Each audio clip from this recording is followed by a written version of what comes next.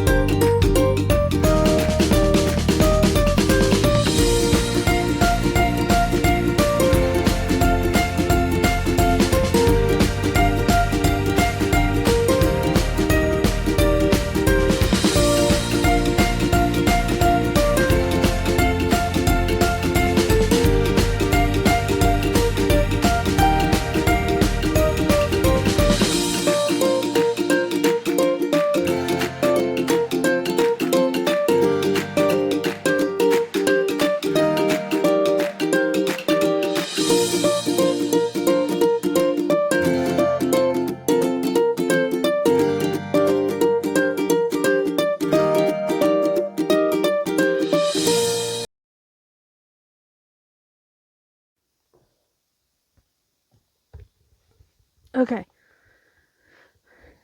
I think. Hello. What's up, friends, fans, and fellow readers? It's me, Sylvia Faye, your girl, and I am here really late with another read. One of my favorite books of all time, and I did not realize how. That's my thing. I did not realize how. Archimedes. Okay, this is Archimedes. He's joining us today because he needs love. Anyway, while I'm doing this, while I'm petting the babes, he got my babes. These are my babes. I love my babes. Okay. So anyway, this book, I did not realize how influenced I was by this book. I read it when I was younger. And excuse you. Like, it is my first 5-star read, and I think part of it's because I'm a little biased, because it is one of my favorite books of all time. All of Amelia Atwater-Rhodes. Like, I didn't realize that this. Excuse you. Sorry. Hold on. Technical difficulties. Ouch. Ugh. Okay. This is my life now. I didn't realize that Amelia Atwater-Rhodes was such an influence on me. Like, this is where I started reading vampire novels. This is where I started writing my own books and stories. Like, the main character in here, Jessica, she is a writer. A very well-known writer, which makes sense because when Amelia wrote this book, she was between 14 and 15, and it was published when she was 16. So, yeah. And this was back in... Let me see the copyright. Oh, excuse you. Okay. In 2000. So before self-publishing became a huge thing. This is actually her second book. Her first book was published when she was like 13, and that was Midnight Predator. Yeah, she was just a huge influence on me. This is what I do every day, every time. Maybe not every day, but when he wants loves, he wants loves. Cat break. Okay. Anyway, so she fixing it. Yeah, so that's like a huge accomplishment. And not only that, but the writing is really good for a 14 or 15-year-old writing. I'm pretty sure she obviously had help by this point with an editor, but still, like, everybody loves this series. Even to this day, I've come across people on like TikTok and stuff that anytime I mention Demon in My View or Amelia Atwater-Rhodes, like, people go off. Like, she is so beloved. So anyway, start off the book with Jessica. She is actually adopted, but she is also a famous writer. And she is a high schooler. So she's like 17, on the cusp of being 18. And she's kind of the pariah of her school. Like, people think she's weird. She's just got a dark aura. No one wants to hang out with her. So she just kind of stays to herself. And then this girl, Karen, shows up and tries sort of being her friend, but not really. Excuse you. I'm in the middle of doing something. Thank you. Are you back there? Thank you. Appreciate you. Now I got cat hair all over everything. 'Cause you shed. So anyway, Karen shows up. Oh, I forgot about that. I'm going to backtrack a little bit. The beginning of this book has a poem written by Edgar Allan Poe called Alone. And that's where the title comes. Amelia is also the one who got me into Edgar Allan Poe. So,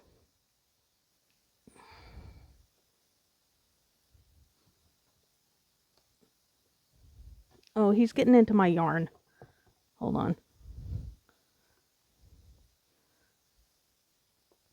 So he doesn't, like, oh, sir.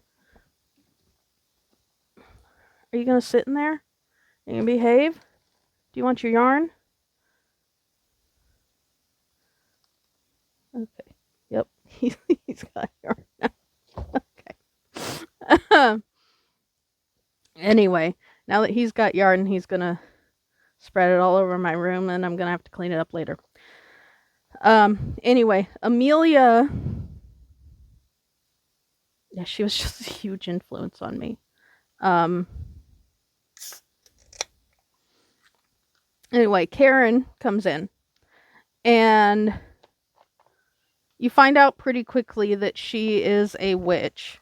Oh, look at that. I'm putting Pepsi in a Coke bottle. I'm so...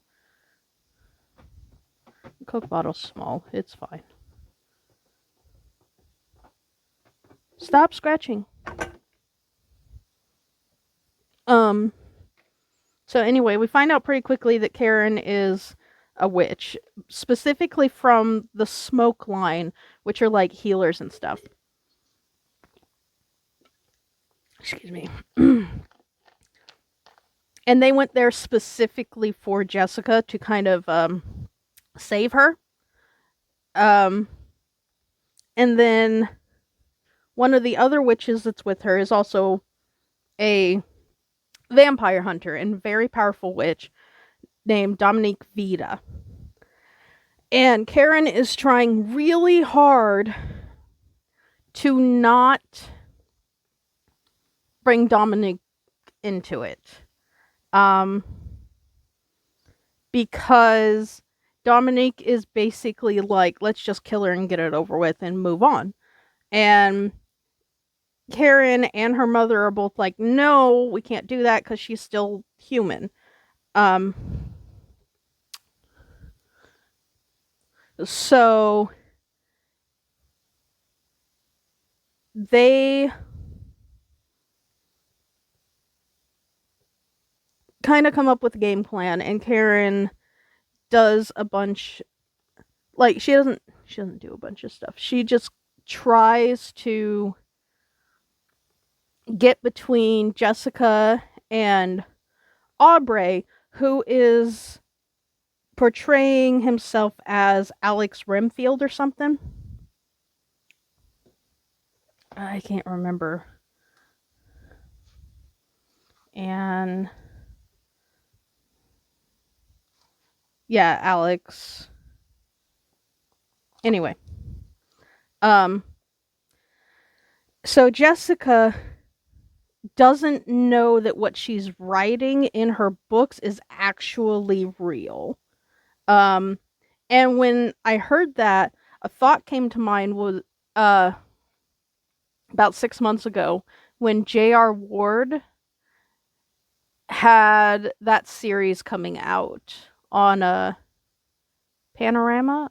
I can't remember what it's called, but where the guys like dressed up as her characters, and then she got to meet them, and she thought it was like the coolest thing, and she freaked out. Jessica doesn't do that because she is trying to convince herself that it's not real, despite Aubrey kind of being very open about it. So she has been very secretive about her pen name, about who she is and stuff. But Hasana, Karen's mom, Karen, and Aubrey all know who she is. And she can't figure out how they know. But like, this is a very small book, so about 1/3 of the way through, they start letting it slip that they know who she is, what she writes, who she writes about. And she's still kind of like, no, none of what I write is real, it's just dreams, it's just random stuff. And then she starts having dreams about Jaslyn, her mother. And, you know, you get random tidbits about every couple chapters with her dreams. And her mom, come to find out, her mom was offered several times by Siet. I don't know if I'm saying that name right, but he is a very, very ancient vampire. And any person he turned into a vampire against their will went insane and like died. So he is trying very, very hard to give Jaslyn the choice. Do you want to become a vampire? And Jaslyn the entire time says no, no, no, I don't want to. And then her husband ends up dying in a car crash. Which, devastates her, obviously. And so she. And then Siet comes to her again and is like, hey, do you want to become a vampire? And she says, no, let me grieve. And eventually she does agree to be a vampire. Of course, that's when she found out she was pregnant. Or maybe he turned her against her will. I can't remember, but she didn't go insane and tried to kill a bunch of people or off herself. So she... Excuse you. So she finds out just before she gets turned that she's pregnant. Now she is technically pregnant for like 50 years. I think it was 50 years. 50 or 80 years. And then she meets a witch by the name of Monica. Come to find out that Monica is actually Karen's aunt. And she is one of the smoke line. So she offers to give Jaslyn back her humanity because she sees her in a graveyard mourning her husband. It's been 50 years, but she's still mourning him, obviously, because she was very much in love. Can't relate. And she offers her back her humanity. Now, the price for that is that Monica basically had to kill herself in order to give Jaslyn back her humanity. And as soon as she's back to human, she gives birth. Now, when she gives birth, obviously she gives birth to Jessica. But Jessica looks more like Siet than she does Jaslyn or Jaslyn's husband. So, because of that, Jaslyn ends up giving her daughter up. I have cat hair everywhere. Excuse me, guys. Anyway, she ends up giving up her daughter for adoption. And that is when Anne comes in. Now, there's another vampire that is very much like Dominic in that kill her and get her over with, because she has revealed basically where New Mayhem is, which is where, like, kind of like the Vampire City. And Fala,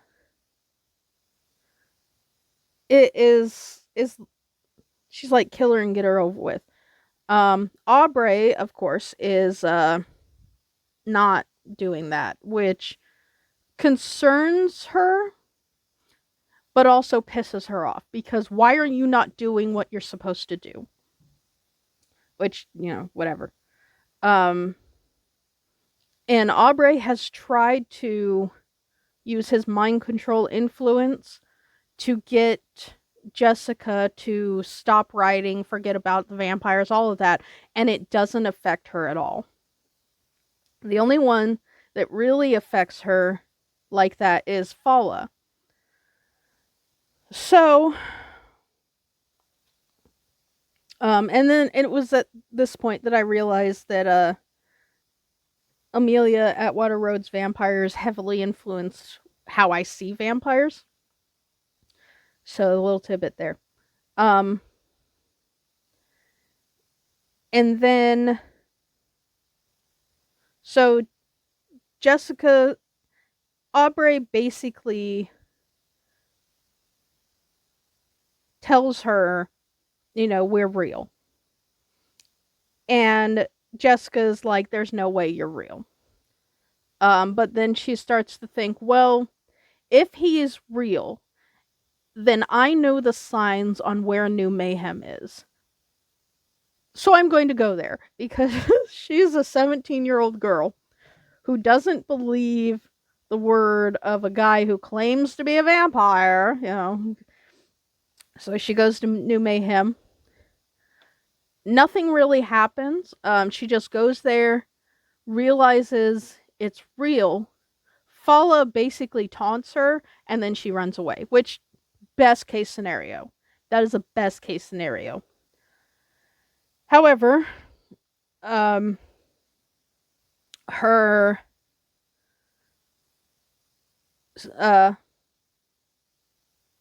what is she? Adopted mother, and then Hasana, Karen, and Jessica all decide they're gonna go to church. I don't know why. They're just meeting up. They're gonna discuss some stuff. They're outside the church when a vampire attacks.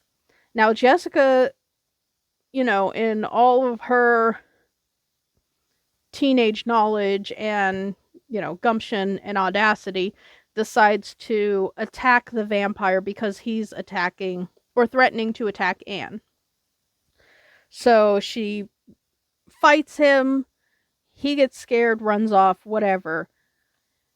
Except in the process, and it was very much intentional, he killed Anne by snapping her neck. So he basically left Jessica without anybody. So Jessica decides, I'm going to go confront all these people. Which, stupid idea. Of course, when she gets there, Aubrey and Fala are fighting, whatever. He gets his spine snapped and then it, fixes itself, which, again, heavy vampire influence on me. And Aubrey, before this, Jessica got in a fight with Dominique and basically hates Dominique because of what she did to the vampires that Jessica writes about. And Dominique says, well, if you'd rather go with them and be a vampire, then fine, but I am going to kill you if you do that. So Jessica runs off to New Mayhem, talks to Aubrey. Dominic follows her, and Aubrey full-blown attacks her because, she is expecting defense, not attack. So Aubrey grabs her, takes her to a distance, and then runs off before she can slice him up. In the meantime, he has left Jessica in the bar that Fala basically owns. So Jessica decides, you know what, I'm going to go back to Karen's house. And that is when her and Fala get into a fight. Now, she does manage to cut Fala up pretty bad because she did end up getting Aubrey's knife that he had gotten from a vampire hunter years ago. So she does end up cutting Fala up really bad. However, Fala has left her to die on the riverbank because human versus vampire, that's not going to work. So Aubrey does the only thing he can think to do, which is go get Karen so that she can help heal Jessica.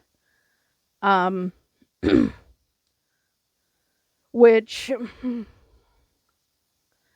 Karen straight up says it's going to be difficult for me to do that.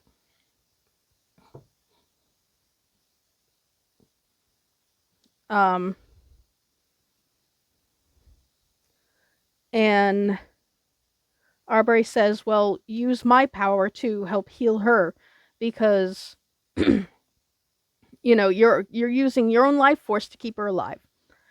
And so she becomes kind of a conduit. And Aubrey is so powerful. He's considered one of the most powerful of his kind. He could become his own lineage of vampire descendants. So hold on.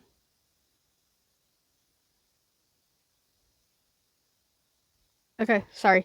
He had to go to the bathroom, so I don't have a litter box in my room.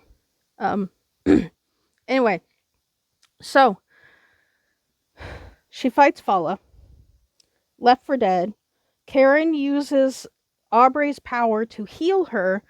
However, she's still on the brink of death.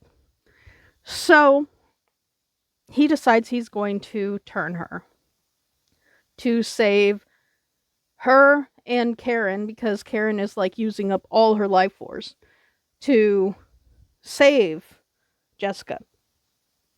So he turns her, and then he goes to deal with Fala.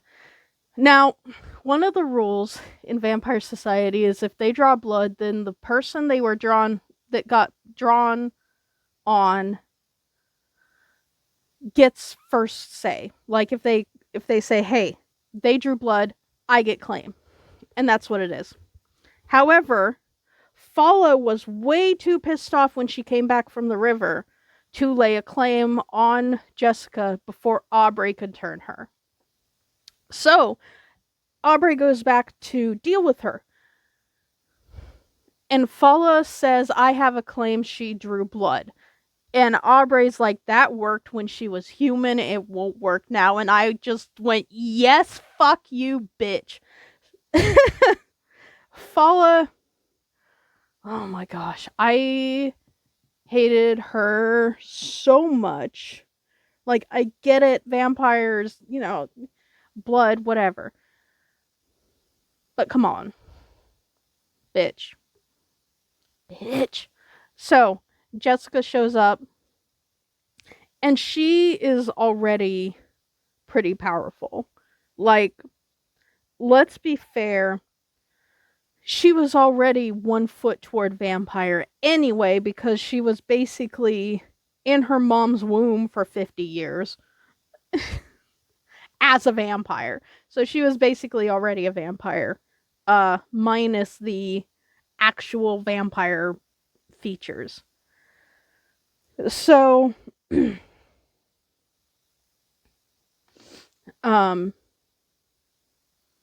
she starts living in New Mayhem, and Karen basically says, "I know this was your choice. I know that you wanted this. I hope we can still be friends, but until we see each other again, if we see each other again, this is goodbye." Which, fair. So yeah, that's pretty much the entire book. It was only 200 something pages. I did give it a 5-star. Now, the cast of characters for a book from the early 2000s was actually fairly diverse. Fala is Egyptian. Karen, typical blonde hair, blue eyes. Jessica had black hair and green eyes. Aubrey was, dark black hair, black eyes. Jaeger, I think his name, German, whatever. Dominique, I think she had dark skin.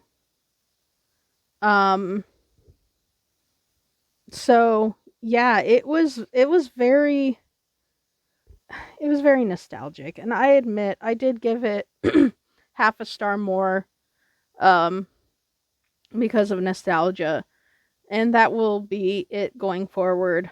It did get a 9-point rating out of 10. The lowest it had was atmosphere, which part of the reason that I gave it a 7 instead of a higher number is because the atmosphere was very typical.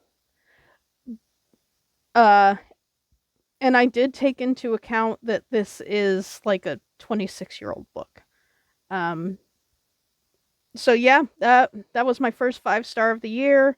I know this video is coming out way late. I have no excuse. I was lazy. I didn't want to do it, but I'm doing it now because I'm like, suck it up, bitch, and just do it. So, yeah. Um, it's a great little read. Uh, Altogether, it might take you 4 or 5 hours, maybe, if you sit down and read it. I did not. Just sit down and read it. Um, so yeah, it was one of my favorites. It literally was one of my favorites. Um, I am going to try reading more than 3 books in February. However, it's already the 9th, and I just started reading one, so we'll see how that goes. Anyway, thank you guys for watching. Oh, tilt. Thanks for... Stay. Okay. Thanks for watching. Thanks for being here. Thanks for listening to me talk about what, like, literally. This is my childhood right here. My childhood. I was reading this when I was 12. Yeah. Anyway. Hope you guys enjoyed this. I hope that this book inspires you, no matter what your age. Do what you need to do. Like, try writing that book that you're like, I'm too young, I don't know what to do. Just do it. Just write the book. Just don't let anything hold you back. She was 16 when this was published. We as adults have no excuse. So yeah, thanks for watching. I hope I didn't bore you. I'll see you guys in the next one. Bye. You ain't never gonna get me to be tame. I go insane, you can't detain this beat, yo, when I came to stay, cause girl, I came to play. Everybody on the top got the same sound. Everything I'm about to drop, make a name now. Yeah, y'all don't really know, y'all don't really know. Y'all don't really know, y'all don't really know. Yeah, I ain't never gonna be the same now. I'ma tear up this whole fucking game now. Yeah, y'all don't really know, y'all don't really know. Y'all don't really know, y'all don't really know.